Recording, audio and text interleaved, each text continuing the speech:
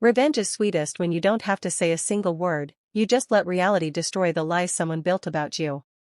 Felicity Thomas learned that lesson on a rain-soaked street in Seoul, when her ex-husband was mocking her poverty and poor choices, and her 4-year-old son stepped out of a sleek black limousine, walked past the stunned man without acknowledging him, and said in perfect Korean, "Dad, Mom said we're late for dinner."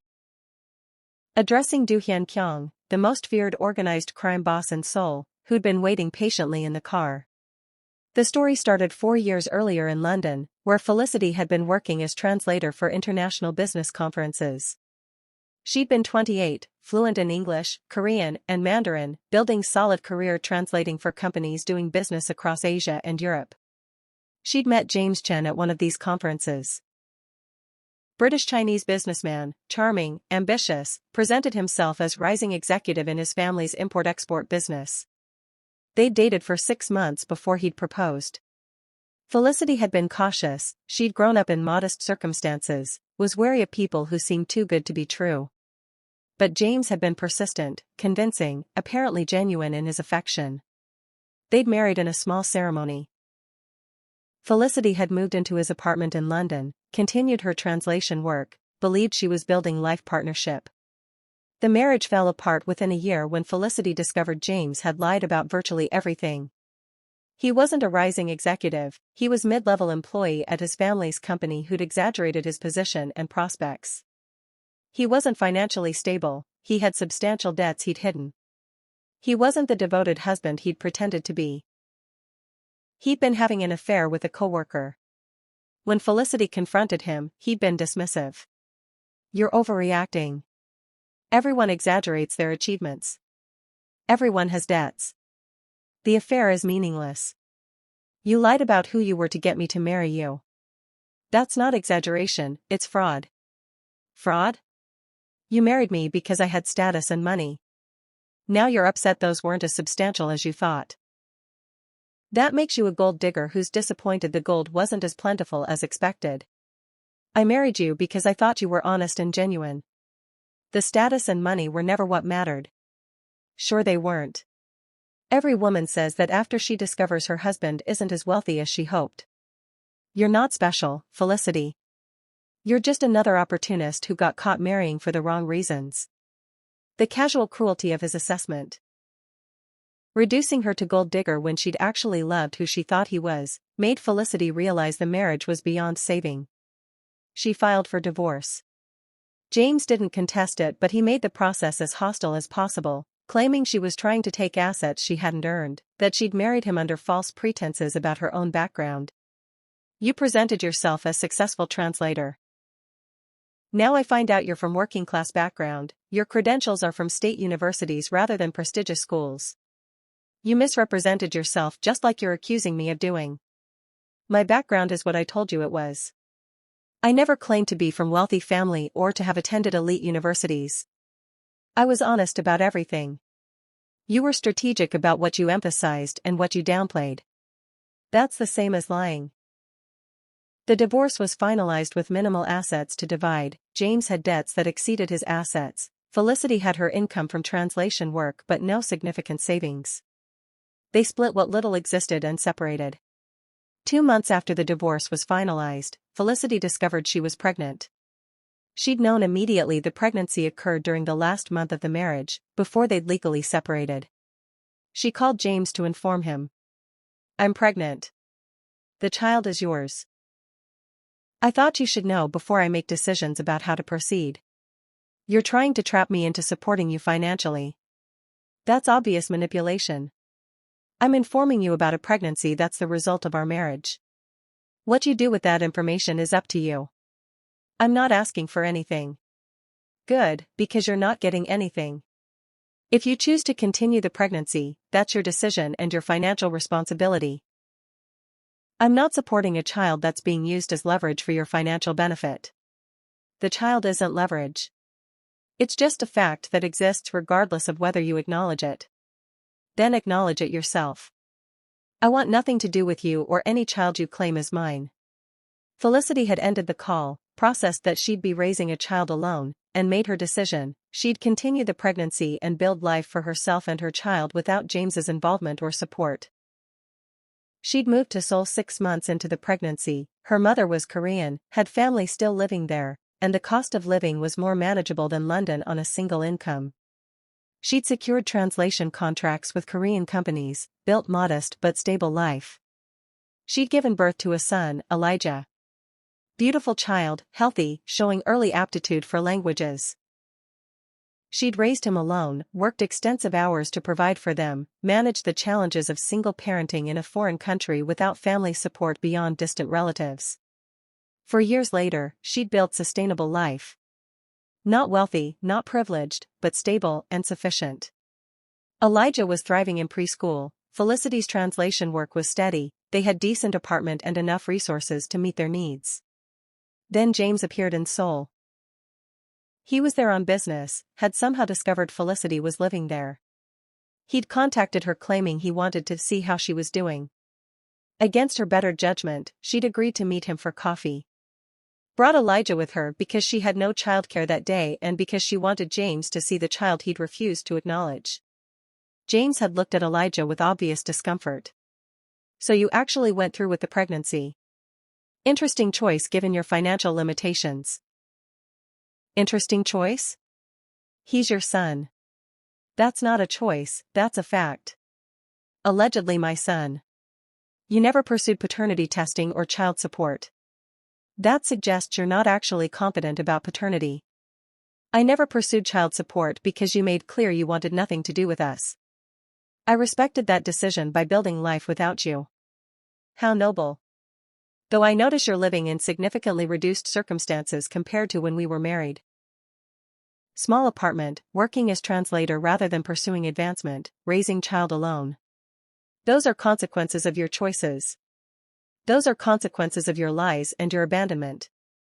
If you'd been honest about who you were, we'd never have married and Elijah would never have existed. If you'd supported your child, my circumstances would be different. But yes, these are consequences of choices, mostly yours. You're bitter because you thought marrying me would provide financial security and instead you're struggling as single mother. That's disappointing outcome, but it's not my responsibility. I'm not bitter. I'm just observing that you're comfortable insulting my circumstances while ignoring your role in creating them. Your circumstances are the result of your decision to continue pregnancy and raise child alone despite limited resources. Those were your choices. Own them instead of blaming me for consequences you created." The conversation had deteriorated from there, James making increasingly cutting comments about Felicity's poverty and poor decisions, clearly enjoying the opportunity to belittle someone he felt had inconvenienced him. Felicity had ended the meeting, taken Elijah home, processed that James was exactly the cruel, dismissive person she'd divorced 4 years earlier. What she didn't know was that someone had been watching that entire interaction. Do Hyun Kyung ran organized crime operations throughout Seoul, gambling, loan sharking, protection operations that generated hundreds of millions of dollars annually. He was 43, had built his organization over 20 years, was known for strategic ruthlessness that made rivals cautious about challenging his territory. He'd been at the same coffee shop conducting a business meeting at a nearby table. He'd noticed Felicity and Elijah when they'd arrived, had paid attention because Elijah was speaking Korean with slight British accent that was unusual and charming. He'd overheard the entire conversation with James. Heard the casual cruelty of the ex-husband mocking a woman who was clearly doing her best to raise a child alone. Heard Felicity's dignified responses despite obvious hurt. And he'd felt something unexpected. Protective fury toward someone he'd never met, toward a woman being insulted by someone who'd abandoned his responsibilities. Do Hyun had no rational reason to care about this stranger's troubles.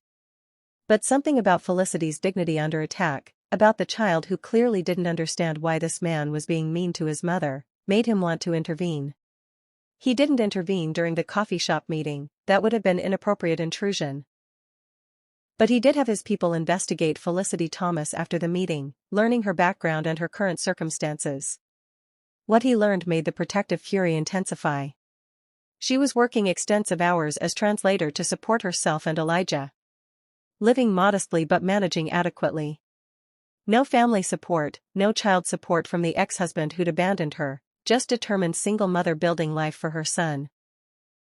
Do-hyun made decision he couldn't entirely justify through rational analysis. He was going to ensure Felicity and Elijah were protected and provided for, whether or not they knew he was providing that support. He arranged for one of his legitimate businesses to contract Felicity for extensive translation work that was genuine and necessary but that was offered specifically to increase her income. He arranged for the apartment building where she lived to receive improvements that benefited all residents but that made her living situation more comfortable. He did all of this anonymously, through business arrangements that appeared legitimate rather than through obvious charity. 3 months of this distant support, and Do-hyun realized his interest in Felicity's well-being was becoming less about general protective instinct and more about specific attachment to her and Elijah.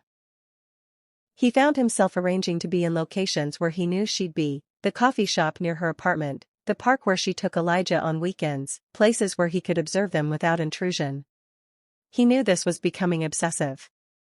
But watching Felicity parent Elijah with obvious love and dedication, watching her manage difficult circumstances with grace and strength, made him want to be part of their lives rather than just distant protector. 6 months after first seeing her, Do-hyun made decision to approach Felicity directly rather than continuing hidden support. He arranged to be at the coffee shop during time he knew she'd be there with Elijah. Positioned himself where natural conversation could develop.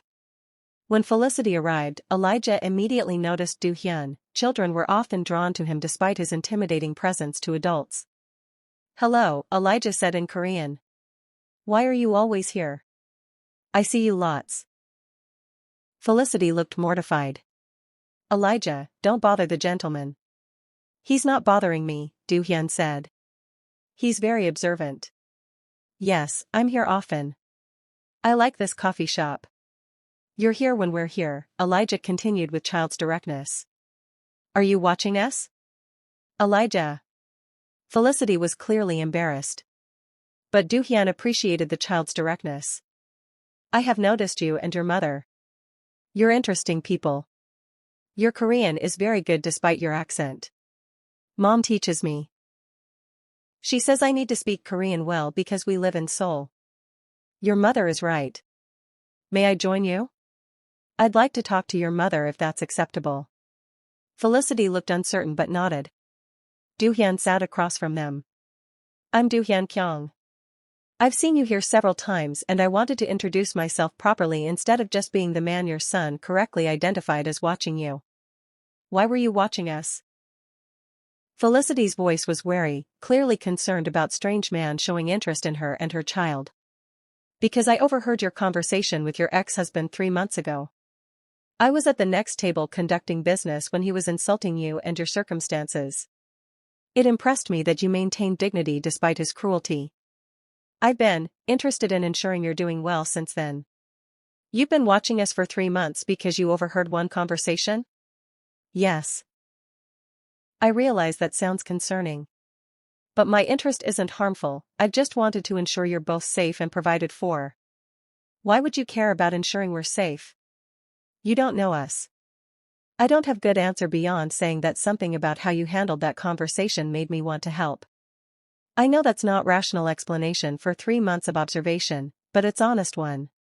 "What kind of help? What have you been doing?" Do-hyun explained the translation contracts, the building improvements, the distant support he'd arranged. Felicity's expression shifted from wary to furious. "You've been manipulating my professional life and my living situation? For 3 months you've been interfering without my knowledge or consent? I've been providing opportunities and improvements, not manipulating. You've been involving yourself in my life based on overhearing one conversation. That's not help, that's intrusion disguised as concern. I understand why you'd see it that way. But the support has been genuine and beneficial. Beneficial support I never asked for from someone I've never met. How is that different from stalking?" "It's different because my intentions are protective rather than harmful. Your intentions don't matter if the result is you controlling aspects of my life without consent.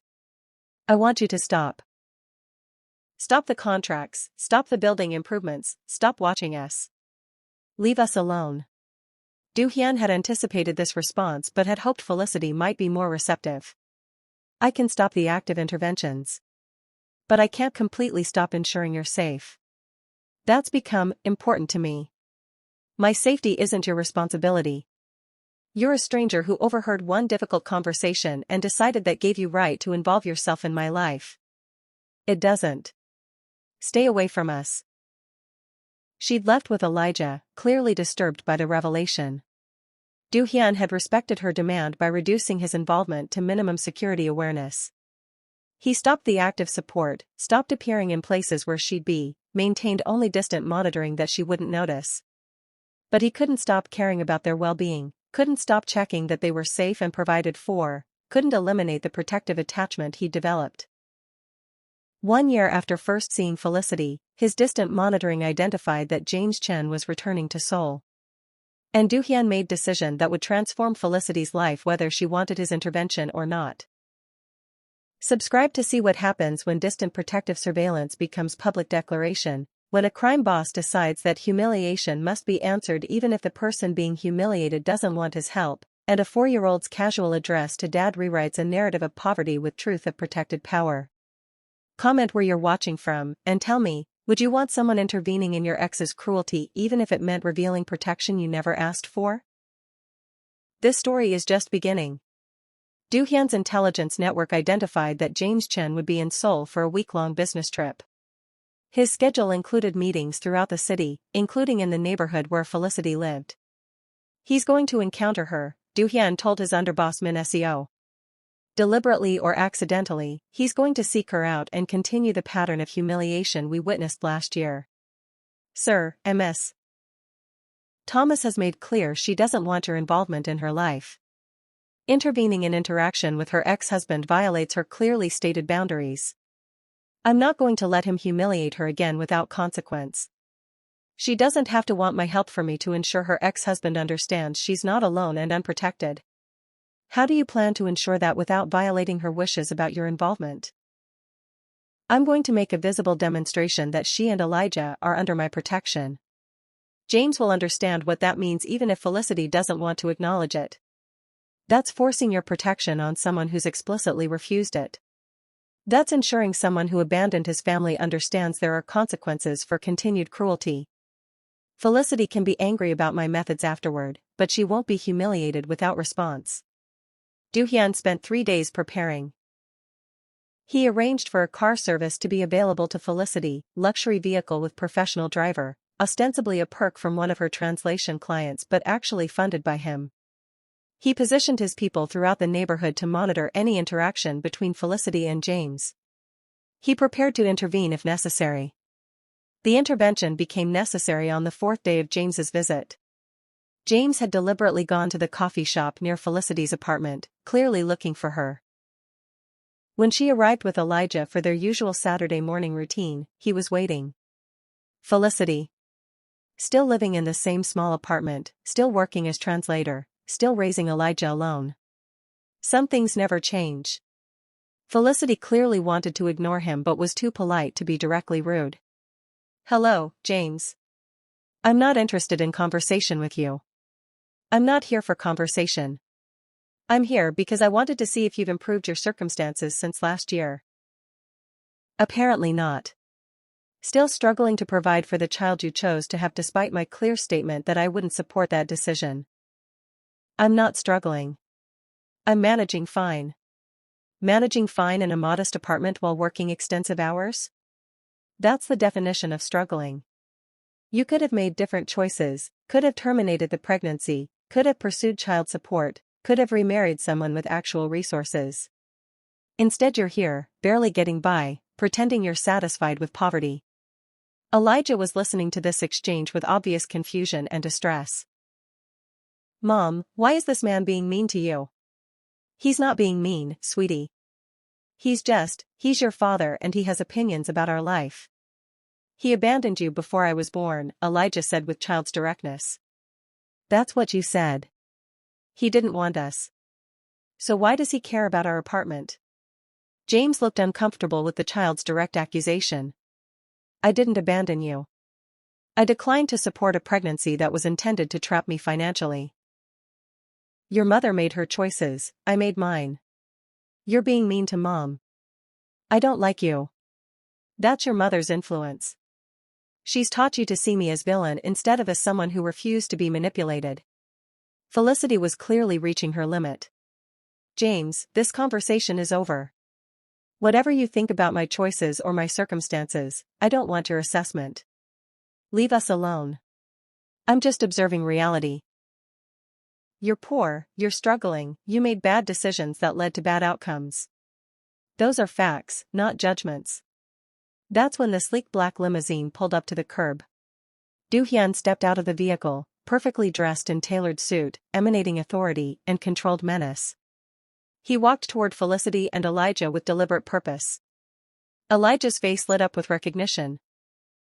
He'd seen Do-hyun several times during the year before Felicity had demanded he stop appearing in their lives, remembered him as the interesting man who'd talked to them at the coffee shop. It's the man from before, Elijah said excitedly. Then, with child's unconscious brilliance, he switched to Korean and said, Dad, Mom said we're late for dinner. The word, appa, informal dad in Korean, landed like explosion. Felicity looked shocked. James looked confused and then horrified as he processed that this clearly wealthy and powerful man was being addressed as father by the child whose poverty he'd just been mocking. Do-hyun didn't correct Elijah's address. Instead, he responded in Korean, we are late. I apologize for the delay. Then he switched to English, addressing James directly, you're James Chen. Felicity's ex-husband who abandoned his child and who enjoys mocking her for the circumstances that abandonment created. Who the hell are you? I'm Do-hyun Kyung. I'm someone who ensures Felicity and Elijah are protected and provided for. Which makes your assessment of her poverty both inaccurate and irrelevant. She lives in a modest apartment and works as a translator. Those are facts about her circumstances. Those are choices about how she allocates resources I ensure she has access to. The apartment is in building I own. The translation work is contracted through companies I control. Her circumstances are exactly what she's chosen them to be, not what financial limitations have forced them to be. Felicity was staring at Do-hyun with obvious shock. She demanded he stop involving himself in her life a year ago. Now he was claiming to own her building and control her work contracts? James was processing the information with visible calculation. You're supporting her financially. That makes her your kept woman, not a successful independent professional. I'm ensuring she has resources to live how she chooses without interference from people who abandoned their responsibilities. That makes her someone under my protection, which you should have understood before mocking her circumstances. I'm her ex-husband. I have right to comment on how she's raising our child. You have no rights regarding Elijah. You abandoned him before he was born. That terminated any parental authority. You're just a stranger who shares genetics with the child and who's being unnecessarily cruel to the woman raising him. You can't prevent me from seeing my son. I absolutely can prevent you from harassing the woman raising him. If you attempt contact again, you'll discover that being Elijah's biological father provides no protection from consequences of harassing someone under my protection. James looked at Felicity. You let this man buy your life? You're comfortable being kept woman for a crime boss? Felicity found her voice, addressing Do-hyun rather than James. What is he talking about? You own my building? You control my work contracts?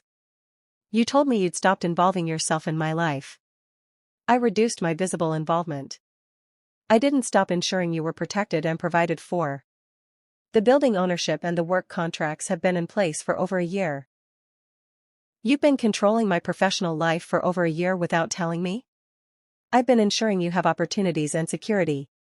Whether that's control or support depends on perspective. It's control. It's absolutely control. You're doing exactly what I asked you not to do, involving yourself in my life without consent. James was watching this exchange with obvious satisfaction. See? Even your protector admits he's been controlling your life. You're not independent. You're just dependent on a different man than your ex-husband. Do-hyun turned cold attention back to James. You need to leave. Now. This is the only warning you'll receive about harassing Felicity. Or what? You'll have me killed? You're openly admitting to being organized crime boss. I'm admitting to having resources you don't possess and being willing to use those resources to protect someone you're harassing. Whether that involves violence depends on whether you're smart enough to accept this warning. James looked at Felicity one more time. Enjoy your kept woman lifestyle. At least you found someone willing to pay for the choices I refuse to support. He left.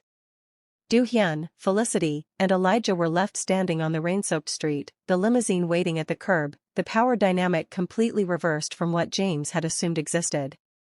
Felicity looked at Do-hyun with fury and betrayal. You need to explain everything. Right now. What you've been doing, how long you've been doing it, why you think controlling my life is acceptable after I explicitly told you to stop. Not here. Not in public where Elijah is listening. Come with me, I'll explain everything privately. I'm not getting in your limousine. Then I'll come to your apartment and explain there. But we need to have this conversation somewhere. Elijah doesn't have to hear me explaining why I've been involving myself in your life for the past year. Felicity agreed reluctantly. They went to her apartment, the one Do-hyun had apparently owned the entire time she'd been living there without her knowledge. Once Elijah was occupied with toys in his room, Felicity confronted Do-hyun with accumulated fury from a year of hidden manipulation. Start explaining. All of it. The building ownership, the work contracts, everything you've been doing since I told you to leave us alone. Do-hyun explained everything. The building purchase that had happened before Felicity had even demanded he stop involving himself in her life. The work contracts arranged through his legitimate businesses. The security monitoring that ensured she and Elijah were safe. The year of hidden support that had continued despite her explicit rejection of his involvement. You've been controlling my entire life, Felicity said when he finished.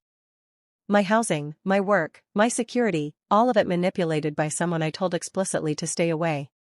I've been ensuring you have resources and safety.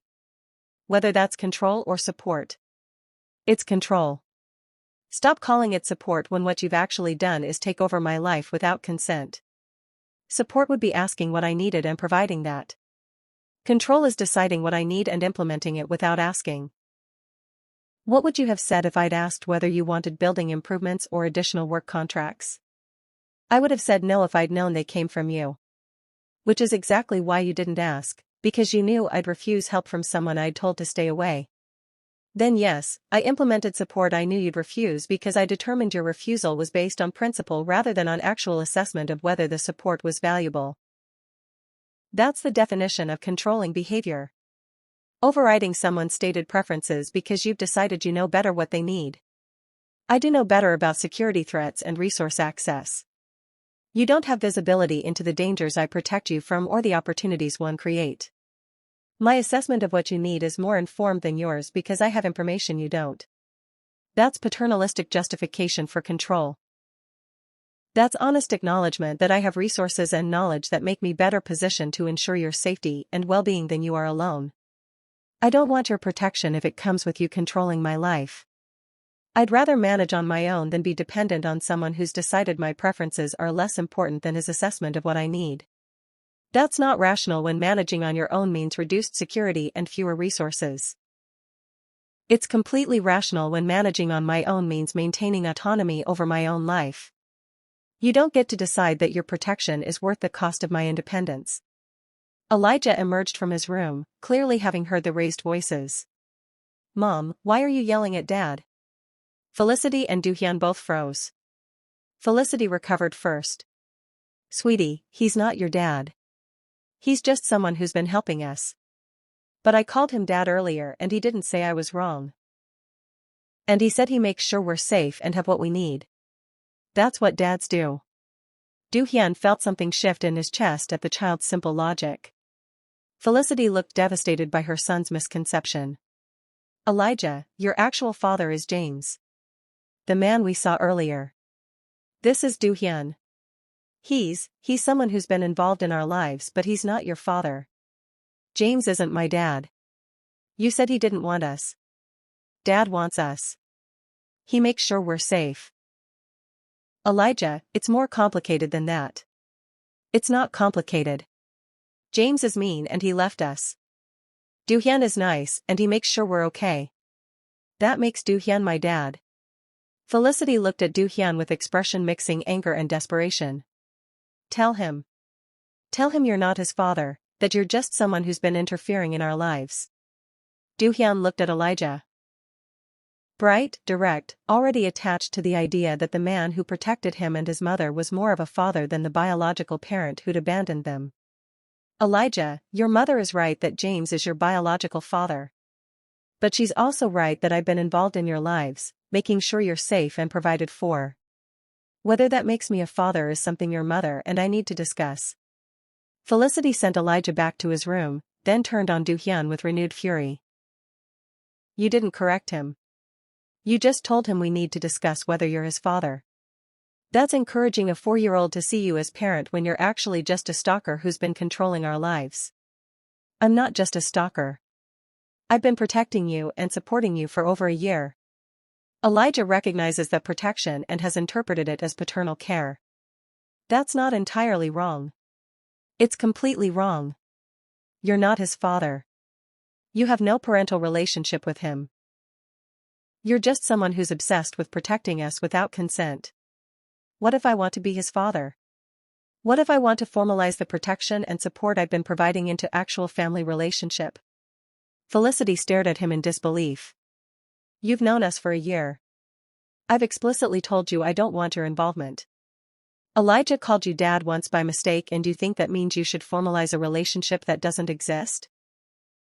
Elijah didn't call me dad by mistake. He called me dad because I've been acting as his father for a year, protecting him, ensuring his mother is supported, being present in his life even when that presence was hidden. Making that official would just acknowledge what's already true. What's already true is that you're obsessed with people you barely know, and you're using a child's innocent misunderstanding to justify forcing yourself into a family relationship we never agreed to. What if you did agree? What if instead of fighting against my involvement, you accepted it and let me be part of your family officially? Why would I agree to that?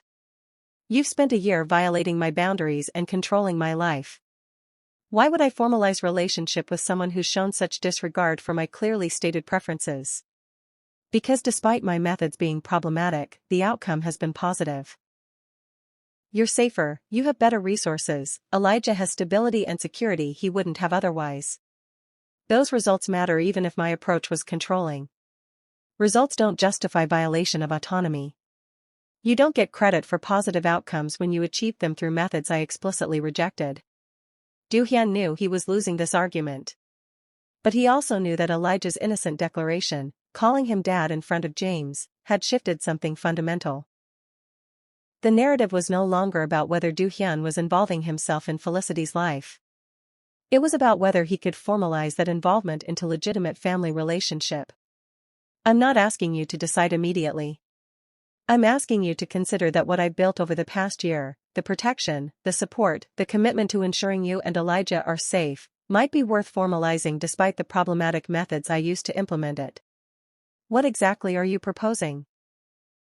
I'm proposing that we build actual relationship. Not hidden protection, not manipulation disguised as support. Actual partnership where I'm openly part of your and Elijah's lives. You want to date me? After a year of stalking and controlling my life, you think the appropriate next step is dating? I want to build family with you and Elijah. Dating would be part of that, but the goal is family relationship, not just romantic partnership. That's completely insane. You can't build family with people who've told you they don't want your involvement. Elijah wants my involvement.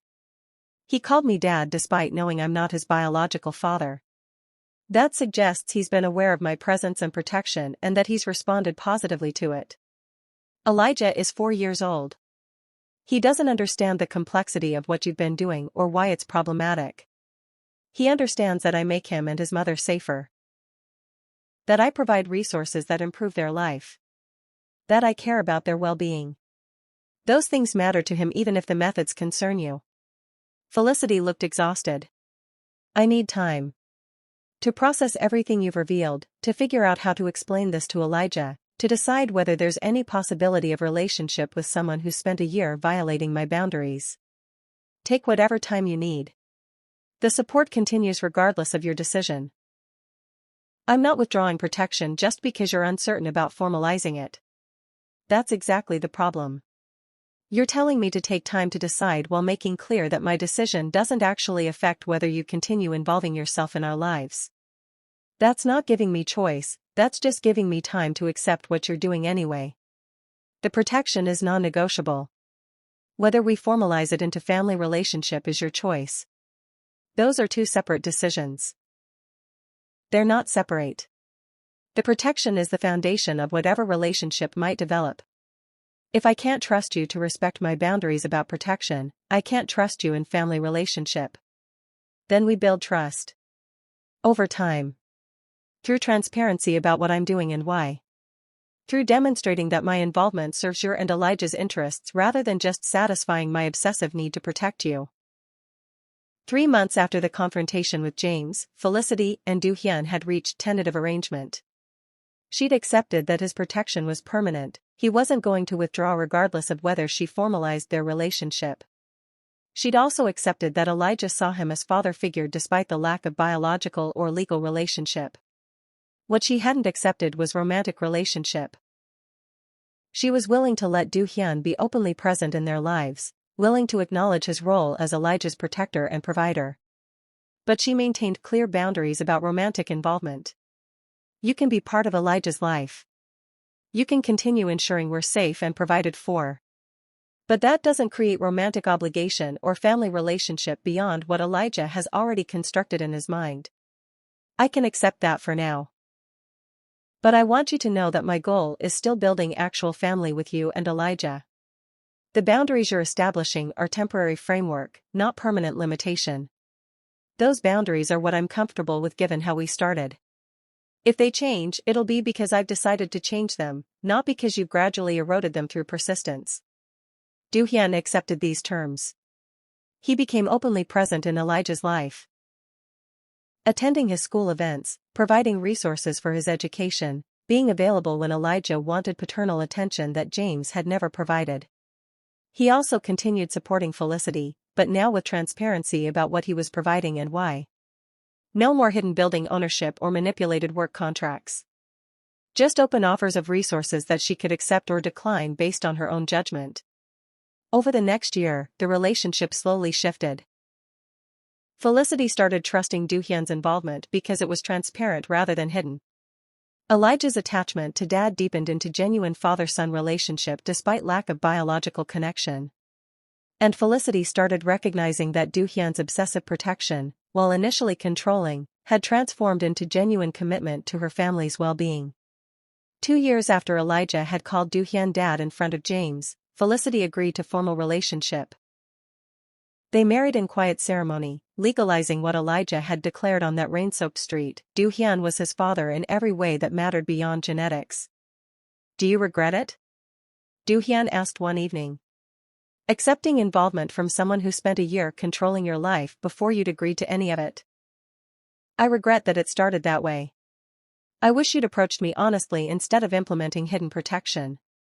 But the outcome, having actual partner who's committed to me and Elijah, having security and resources we wouldn't have alone, that's worth the problematic beginning. What if I'd approached honestly? What if I'd told you a year earlier that I wanted to ensure your safety and support your family? I would have refused. Which is why you didn't ask. You implemented the protection first and built trust afterward. That was controlling, but it was also effective at creating the relationship we have now. So the ends justified the means? The ends made the means forgivable. That's different from justifying them. I still think your initial approach was wrong. But I've decided the person you became through proving your commitment is worth accepting despite the person you were when you started. 5 years after first seeing her at a coffee shop, Do-hyun had built the family he'd committed to protecting when she was just a stranger being humiliated by her ex-husband. Elijah was 9, completely comfortable calling Do-hyun dad because that's what he was in every meaningful sense. Felicity had built career advancement and security that combined her talents with resources Do-hyun provided. And James Chen, who'd mocked her poverty, had learned what it meant to humiliate someone under protection of the most powerful organized crime boss in Seoul. Was it revenge? Felicity asked. Having Elijah call you dad in front of James? Was that planned to humiliate him? Elijah's address was spontaneous. But my presence in that moment was calculated. I wanted James to understand that his assessment of your circumstances was wrong, that his cruelty had consequences, that you weren't alone and struggling the way he'd assumed. So you did plan to humiliate him by demonstrating I was protected. I planned to correct his misconceptions through visible demonstration of reality he'd been blind to. Whether that was humiliating depended on how much pride he'd invested in believing you were struggling. It was absolutely humiliating for him. That was the point. The point was ensuring he understood there were consequences for continued harassment. If that understanding was humiliating, that's unfortunate but necessary outcome. I'm not complaining.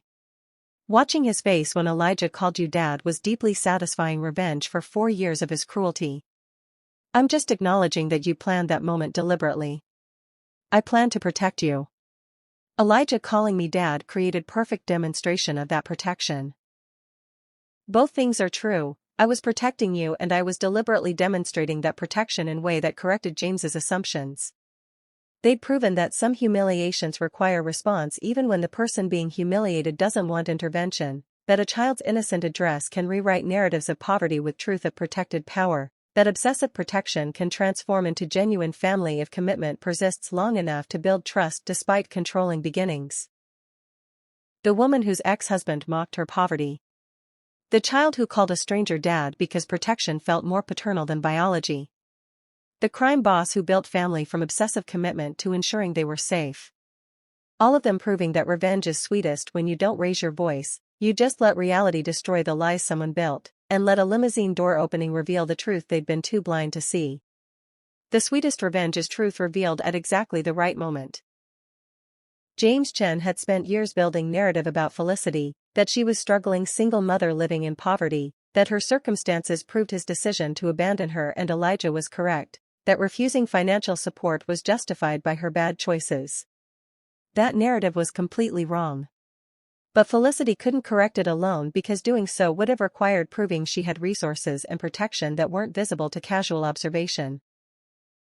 Do-hyun's intervention destroyed that false narrative in single perfect moment, Elijah stepping out of a limousine, calling him dad, forcing James to confront that the woman he'd mocked was actually protected by the most powerful man in Seoul. The humiliation was devastating because it was truth rather than performance. Elijah's address wasn't staged, it was innocent child's interpretation of the man who'd been protecting him for over a year. Do-hyun's presence wasn't theatrical. It was natural result of his commitment to ensuring Felicity and Elijah were safe.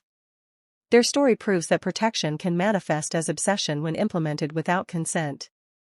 Do-hyun's initial involvement was absolutely controlling, buying her building, manipulating her work contracts, monitoring her life without her knowledge. Those were violations of autonomy regardless of good intentions. But it also proves that commitment can transform obsession into genuine relationship if paired with eventual transparency. Do-hyun's hidden protection became open family involvement. His controlling behavior became supportive partnership. His obsession became the foundation for actual father-son relationship with Elijah. Most importantly, their story demonstrates that some narratives deserve destruction through truth rather than through argument.